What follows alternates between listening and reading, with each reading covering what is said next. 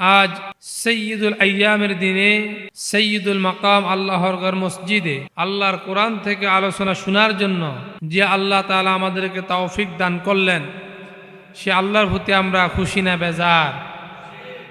মন থেকে বলি আলহামদুলিল্লাহ। রজব মাসের ২৬ তারিখ দিবাগত রাত্রে আল্লাহ তাআলা তার হাবিব প্রিয় নবী সরদার কায়নাত মুহাম্মদুর রাসূলুল্লাহ সাল্লাল্লাহু আলাইহি সাল্লামকে উদ্দ গগনে মেরাজ করিয়েছেন, বলি সুবহানাল্লাহ। যেই নামাজের জন্য রাসূলুল্লাহ সাল্লাল্লাহু আলাইহি সাল্লাম নিজের জীবনের মধ্যে অনেক কষ্ট করেছেন, কাফেরদের অত্যাচার, নির্যাতন, জুলুম সহ্য করেছেন, সেই নবী আকরাম মুহাম্মদ রাসূলুল্লাহ সাল্লাল্লাহু আলাইহি সাল্লামের উপরে এই মেরাজের মাধ্যমে দৈনন্দিন জীবনে 5 ওয়াক্ত নামাজ যিনি ফরজ করেছেন তিনি কে? আল্লাহ। সেই মেরাজের রজনী হচ্ছে আজ দিনগত রাত্র মেরাজের রজনী। এই মেরাজের রজনীতে আমাদের করণীয় কি, আমাদের প্রস্তুতি কি? নাম্বার 1, জুমাবার দিন সপ্তাহের শ্রেষ্ঠ দিন, সৈয়দুল আইয়াম। অন্য দিক থেকে এই রাত্রটা হচ্ছে মেরাজের রজনীতে, যে রাত্রের মধ্যে আল্লাহ তাআলা তার প্রিয় হাবিবের সাথে সাক্ষাৎ গ্রহণ করেছেন। আল্লাহ তাআলা কুরআনুল কারীমে একটা সূরা দিয়েছেন, সূরা ইসরা। সূরার নাম কি? সূরা ইসরা। 15 পারার প্রথম সূরা, সূরা বনী ইসরাঈল। আল্লাহ তাআলা এখানে মিরাজ সম্পর্কে, ইসরা সম্পর্কে আলোচনা করেছেন। এই মিরাজ ঘটাইতে গিয়ে আল্লাহ তাআলা 2টা পাঠ অবলম্বন করেছেন, একটা হচ্ছে ইসরা, একটা হচ্ছে মিরাজ। একটা হচ্ছে দুনিয়ার ভ্রমণ, আর একটা হচ্ছে উদ্যকালীন ভ্রমণ, যাকে আকাশ ভ্রমণ বলা হয়। যেমন আমরা এখান থেকে ঢাকা যাই, গাড়ি দিয়ে যাই, বা বাংলাদেশে যেখানে যাই গাড়ি দিয়ে যাই। বাংলাদেশ থেকে যখন বাহিরে যাই তখন কি দিয়ে যাই? বিমান দিয়ে যাই। সেটা হচ্ছে ইন্টারন্যাশনাল। তো রাসূলুল্লাহ সাল্লাল্লাহু আলাইহি সাল্লাম তিনি হচ্ছেন আখিরি জামানার পয়গম্বর। আল্লাহ তাআলা জানে আখিরি জামানায় মানুষ রকেটে চলবে, বিমানে চলবে, মানুষ এর চাইতে উন্নত প্রযুক্তি যা আছে, চাঁদে যাবে, সূর্যে যাবে, আকাশে যাবে, ওখানে গিয়ে মানুষ বিভিন্ন রকমের গবেষণা করবে। তো রাসূলুল্লাহ সাল্লাল্লাহু আলাইহি সাল্লাম তিনি তো আকাশে যান নাই, তো তিনি শ্রেষ্ঠ নবী কিভাবে হইলেন? এই জন্য আল্লাহ তাআলা তার হাবিবকে আকাশের মধ্যে ভ্রমণ করিয়েছেন। শুধু আকাশ নয়, প্রথম আকাশ, দ্বিতীয়, তৃতীয়, চতুর্থ, ষষ্ঠ, সপ্তম, লা জামান লা মাকান, আল্লাহ তাআলা আরশে আজিম পর্যন্ত দেখার ব্যবস্থা করেছেন, বলি সুবহানাল্লাহ। এই জন্য তিনি হচ্ছেন পৃথিবীর মধ্যে সর্বশ্রেষ্ঠ নবী। আল্লাহ তাআলা যা কিছু সৃষ্টি করেছেন তার হাবিব মুহাম্মদুর রাসূলুল্লাহ সাল্লাল্লাহু আলাইহি সাল্লামকে এগুলো দেখার ব্যবস্থা করেছেন। আল্লাহ তাআলা কুরআনুল কারীমের মধ্যে বলেছেন, সুবহানাল্লাযী আসরা বিআবদিহি লাইলাম মিনাল মাসজিদিল হারাম ইলাল মাসজিদিল আকসা। আল্লাহ তাআলা প্রথম যে শব্দ ব্যবহার করেছেন সুবহান। সুবহান সমস্ত দুর্বলতা থেকে, অক্ষমতা থেকে মুক্ত যে আল্লাহ, তিনি হচ্ছেন সুবহান। আমরা যখন সুবহানাল্লাহ বলি, কখন বলি? যখন কোনো আশ্চর্যজনিত সংবাদ শুনি তখন আমরা কি বলি? সুবহানাল্লাহ বলি, কি বলি না? এই জন্য আল্লাহ তাআলা ওই সময়ের মধ্যে এমন আশ্চর্যজনিত ঘটনা ঘটিয়েছেন, যেই ঘটনা পরবর্তীতে আর কখনো ঘটবে না, পূর্বেও কখনো এই জন্য আল্লাহ তাআলা প্রথম শব্দ ব্যবহার করেছেন সুবহান। আসরা বিআবদিহি, আব্দুন মানে হচ্ছে বান্দা। আব্দুন মানে কি? আমরা সবাই কার বান্দা? আল্লাহর বান্দা। বান্দা কাকে বলে? যার দেহ আছে, প্রাণ আছে, তাকে কি বলা হয়? বান্দা। বান্দা, গোলাম, দাস, আব্দ। এই জন্য আল্লাহ তাআলা এখানে আব্দুন শব্দ ব্যবহার করেছেন, তার গোলামকে। আমার প্রিয় সুধী, আল্লাহ তাআলা কেন তাকে ভ্রমণ করিয়েছেন? লিনুরিয়াহু মিন আয়াতিনা, আল্লাহ তাআলার যত নিদর্শন, আল্লাহ তাআলার যতগুলো সৃষ্টির মধ্যে যত নিদর্শন রয়েছে, এই নিদর্শনগুলো তার হাবিবকে দর্শন করাবার জন্য, দেখাবার জন্য আল্লাহ তাআলা তার প্রিয় হাবিবকে ইসরা করিয়েছেন, ভ্রমণ করিয়েছেন বলে সুবহানাল্লাহ। প্রথম আল্লাহ তাআলা তার হাবিবকে মক্কাতুল মুকাররমা থেকে বাইতুল মুকাদ্দিস, জেরুজালেমের মসজিদে আকসা, এতটুক পর্যন্ত তিনি ভ্রমণ করিয়েছেন। কাবা থেকে জেরুজালেম পর্যন্ত, এই যে জেরুজালেম পর্যন্ত আল্লাহ তাআলা তার হাবিবকে ভ্রমণ করিয়েছেন। বনি ইসরাইলের যুগে আম্বিয়া আলাইহিস সালাতু ওয়াস সালামরা যতগুলো কার্য সম্পাদন করেছেন, অধিকাংশ কার্য সম্পাদন হয়েছে এই মসজিদে আকসা আর বাইতুল্লাহ এর মধ্যখানে, এই জায়গার মধ্যে।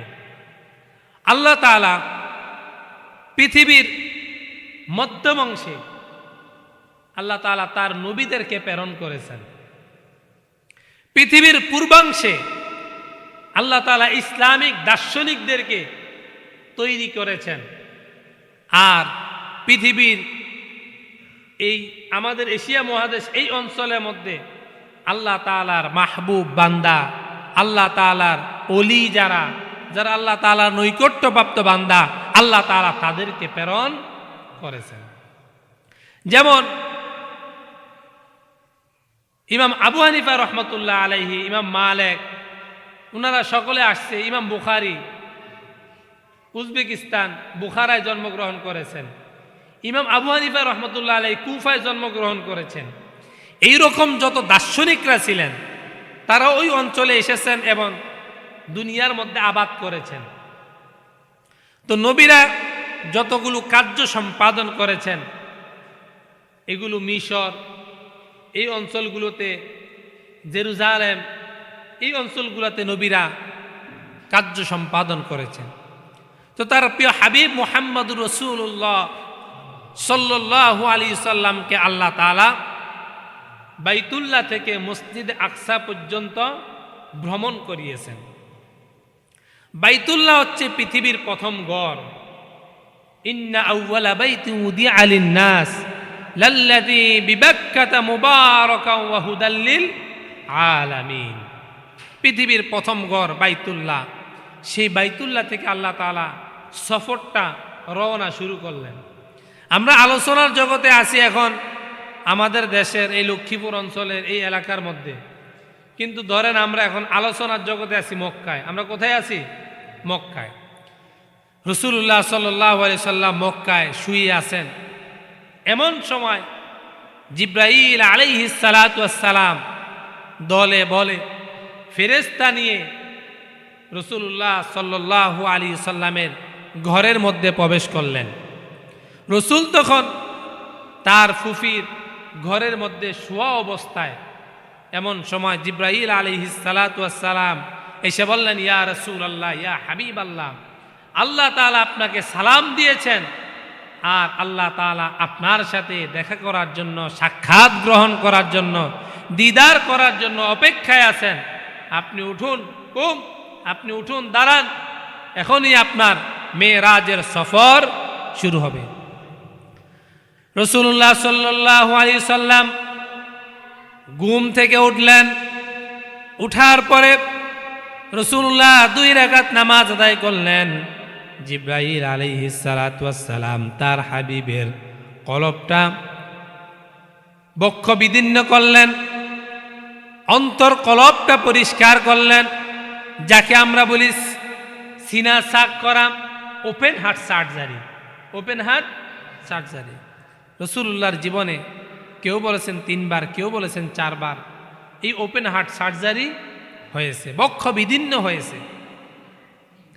এই বক্ষ বিদীর্ণ মানে হচ্ছে এই, আমরা চলতে ফিরতে উঠতে বসতে আমাদের অনেক কথা, অনেক কাজ, অনেক কষ্ট আমাদের মনের মধ্যে আছে কি নাই?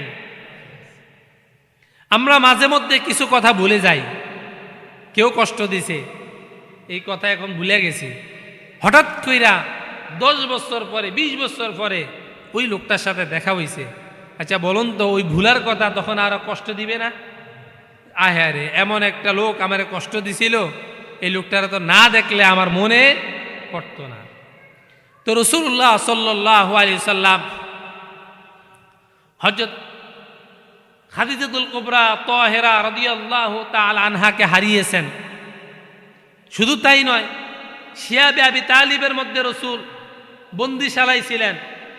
শুধু তাই নয়, তায়েফে গেছেন দ্বীনের জন্য, ইসলামের জন্য খেদমত করার জন্য।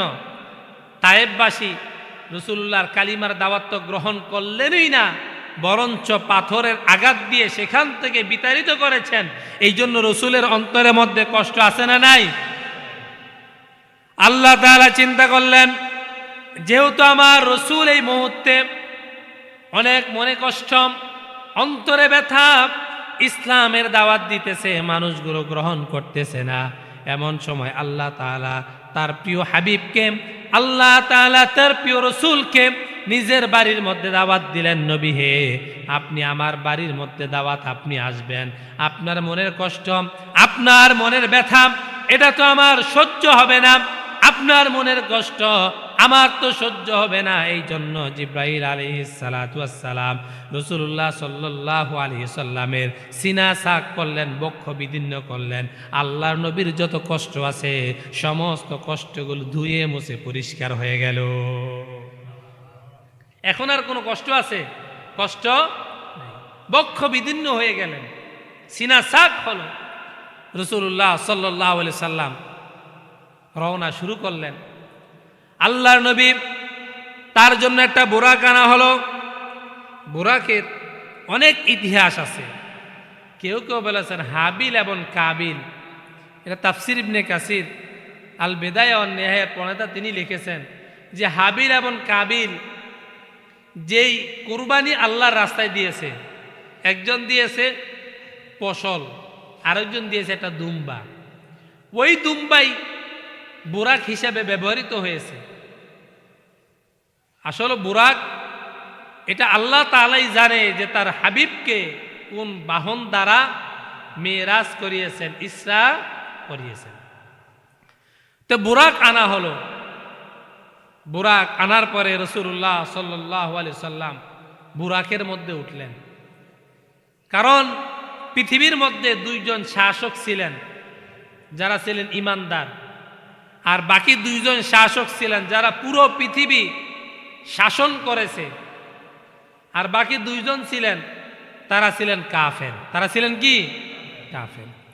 তো আল্লাহ তাআলা ইমানদার, তার মধ্যে একজন হচ্ছে হযরত সুলাইমান আলাইহিস সালাতু ওয়াস সালাম। সুলাইমান আলাইহিস সালাতু ওয়াস সালাম তিনি গোটা রাজ্য শাসন করেছেন, পৃথিবী শাসন করেছেন। আল্লাহ তাআলা সুলাইমান আলাইহিস সালাতু ওয়াস সালামকে একটা মুজিজা দিলেন, ওটা হচ্ছে তখতে সুলাইমানি। তক্তার মধ্যে বসতেন, বাতাসের সাথে এই তক্তা খালি বাসতে থাকতো, উঠতে থাকতো। কোনো ইঞ্জিন ছিল না, পেট্রোল ছিল না, মোবিল ছিল না, ডিজেল ছিল না, ইঞ্জিন নষ্ট হওয়ার কোনো চান্স ছিল না। তো তিনি গোটা পৃথিবী শাসন করেছেন এবং তিনি গোটা পৃথিবী তিনি ভ্রমণ করেছেন আল্লাহ তাআলার মুজিজা এই তক্তা দ্বারা। এই তক্তা বাতাস তক্তা বহন করত। বাতাস যখন যেখানে নিয়ে যেতে বলতো তক্তাটাকে সেখানেই নিয়ে যেতেন। কারণ পৃথিবীটা এমন বড়, এটা সফর করে শেষ করা সম্ভব নয়। সুলাইমান আলাইহিস সালাতু ওয়াস সালামকে আল্লাহ তাআলা তখতে সুলাইমানি দিলেন, তিনি এটা দ্বারা গোটা পৃথিবীটা ঘুরছেন। তো রাসূলুল্লাহ সাল্লাল্লাহু আলাইহি সাল্লাম মিরাজের দিকে রওনা শুরু করলেন। এই যে বুরাকটা আনা হলো, এটা বিদ্যুতের চাইতে আরো গতি সম্পূর্ণ ছিল। এই বুরাকের দ্রুতগামী তার চলন বলন, বুরাকটা যত দ্রুত, বিদ্যুৎ কি দ্রুত, তার চাইতে আরো দ্রুত গতি সম্পন্ন ছিল বুরাক। এই যে আমরা সুইচ টিপ দেই, ফ্যানের সুইচ টিপ দেই 1 মিনিট, বিদ্যুৎ যায় 2 মিনিট পরে, নাকি নাকি টিপ দিতে দেরি, বিদ্যুৎ যাইতে দেরি হয় না। যে আল্লাহ তাআলা মানুষের ব্রেনের মধ্যে, মানুষের মেধার মধ্যে এত সূক্ষ্ম জ্ঞান দিয়ে বিবেক বুদ্ধি সম্পন্ন করে আল্লাহ তাআলা বিদ্যুৎ আবিষ্কার করার মেধা শক্তি দান করলেন, সে আল্লাহ তাআলা তার প্রিয় হাবিবকে বিদ্যুতের চাইতে আরো গতি সম্পূর্ণ বাহন দিয়ে মেরাজ করার যোগ্যতা আল্লাহ আছে না নাই? আমার প্রিয় সুধী, তার প্রিয় হাবিবকে মেরাজ করিয়েছেন, ইসরা করিয়েছেন। রাসূলুল্লাহ সাল্লাল্লাহু আলাইহি সাল্লাম মক্কা থেকে রওনা শুরু করলেন। আল্লাহর নবী সাল্লাল্লাহু আলাইহি সাল্লাম যাওয়ার পরে দেখলেন এমন একটা জায়গার মধ্যে গেলেন, যে জায়গার মধ্যে হাওয়াটা অনেক সুন্দর, নরমাল হাওয়া, শান্তিময় হাওয়া। মক্কার হাওয়াটা একটু গরম, মক্কা কি গরম, ওইখানের হাওয়াটা একটু কেমন জানি শরীরের মধ্যে ভালো লাগতেছে। রাসূলুল্লাহ বললেন, জিব্রাইল রে, এটা কোন জায়গা? জিব্রাইল আলাইহিস সালাতু ওয়াস সালাম বললেন, নবী হে, এই জায়গাটার নাম হচ্ছে ইয়াসরিব। কিছুদিন পরে আপনি যখন এই জায়গার মধ্যে আসবেন, এই জায়গার মধ্যে আপনি রাষ্ট্র কায়েম করবেন, দেশ পরিচালনা করবেন, ওই সময় এই জায়গাটার নাম হয়ে যাবে মদিনা। ওই জায়গাটার নাম হবে কি? মদিনা। রাসূলুল্লাহ সাল্লাল্লাহু আলাইহি সাল্লাম নবুয়তের 13 বছর, গোটা জীবনের 53 বছর মক্কায় কাটিয়েছেন, আর বাকি 10 বছর মদিনায় গিয়েছেন, রাষ্ট্র পরিচালনা করেছেন। রাষ্ট্রের সংবিধান ছিল আল্লাহর কোরআন। সুবহানাল্লাহ বলবেন না? ওই সমাজটা হয়ে গিয়েছে সোনালী সমাজ, ওই সমাজটা হয়ে গিয়েছে আধুনিক সমাজ। এখন আমাদের সমাজে তো কোরআন আছে, কিন্তু চোর কমছে না বাড়ছে? কারণ কি? আমাদের কাছে কোরআন আছে, তাকে কোরআন আছে সুকেজের মধ্যে, কোরআন আছে আমাদের মোবাইলে মোবাইলে, কিন্তু কোরআনের বিধান আমাদের সমাজে বাস্তবায়ন নাই। এই জন্য আমাদের সমাজটা সুরের সমাজ হয়েছে, সোনালী সমাজ হয় নাই। হযরত আবু বকর সিদ্দিক রাদিয়াল্লাহু তাআলা, হযরত ওমর রাদিয়াল্লাহু তাআলা, হযরত উসমান গনি রাদিয়াল্লাহু তাআলা, হযরত আলী রাদিয়াল্লাহু তাআলা, যারাই ছিলেন তাদের সমাজের মধ্যে সংবিধান ছিল আল্লাহর কোরআন। সুবহানাল্লাহ বলবেন না? কারণ কোরআন আছে যেখানে আল্লাহর রহমত আছে, কোরআন যেখানে নাই আল্লাহর রহমত সেখানে নাই। আজ আমাদের কোরআনগুলো আমাদের শোকেজের মধ্যে সাজানো থাকে, মরার পরে আমরা কোরআনগুলো শুনাই, কিন্তু আমাদের পরিবার সমাজ রাষ্ট্রের মধ্যে কোরআন না থাকার কারণে আজ আমাদের সমাজটাও সুন্দর হচ্ছে না, ঠিক কিনা? আগের মধ্যে দেখতাম আমাদের দেশে কোরআনের সমাজ বাস্তবায়ন না থাকলেও পরিবারের মধ্যে কোরআন চর্চাটা ছিল। সকালের মধ্যে আমাদের মা বোনরা উইঠা কোরআনটা পড়তো, এখন ওইটা উঠে গেছে, আছে না নাই?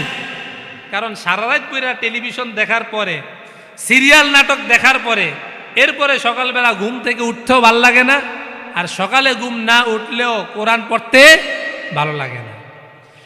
রাসূলুল্লাহ সাল্লাল্লাহু আলাইহি সাল্লাম উম্মতের জন্য দোয়া করেছেন, আল্লাহুম্মা বারিক লি ফি উম্মতি বুকুরিহা, ওয়া আল্লাহ আমাদের উম্মতের সকালের মধ্যে বরকত দেন। আর আমার উম্মতের বর্তমান সময়ের চিত্র হচ্ছে সকালের মধ্যে সকলে মিলে ঘুমায়, আছে না নাই? সব মানুষ ঘুমায়, তাহলে বরকত পাইবেন কখন? ধরেন মসজিদের সামনে আগামীকাল ঘোষণা দেওয়া হইল, ফজরের পর থেকে সকলকে 1 বড়ি করে স্বর্ণ দেওয়া হবে। কয় বড়ি? 1 বড়ি স্বর্ণ দেওয়া হবে। যে ফজরের নামাজ থেকে সকাল 8টা পর্যন্ত থাকবে, সে এক ভরি স্বর্ণ পাইবে। আজ যে পরে আসবে সে স্বর্ণ পাইবে না। আচ্ছা বলুন তো, এখন আপনি ঘরের মধ্যে শুয়ে আছেন, আপনি আইছেন 10টা বাজে, আপনি কয় ভরি পাইবেন? জিরো না? কয়জনে ডাবল জিরো পাইবেন, বরং আরো কেউ বলছেন এতে মনে হয় একবার নিয়ে আবার আইসিনি তো, ঠিক কিনা? অতএব রসুল দোয়া করেছেন সকালের সময়ের মধ্যে উম্মতের জন্য বরকত আছে। এখন আপনি ঘুম থেকে উঠছেন, সকাল তো দূরের কথা 10টা বাজে, এখন সন্তানদেরকে নিয়ে যাইতেছেন কেজি স্কুলে, সন্তানও চোখ ডলে, মায়েও চোখ ডলে, বাহিও চোখ ডলে, ব্যাগ একটা নিয়ে দৌড় দিতে আছে, কারণ ফার্স্ট টেবিলে বসতে হবে। কিন্তু আপনার যে বরকত চলে গেছে, এটা আপনি তো কখনো চিন্তা করেন না।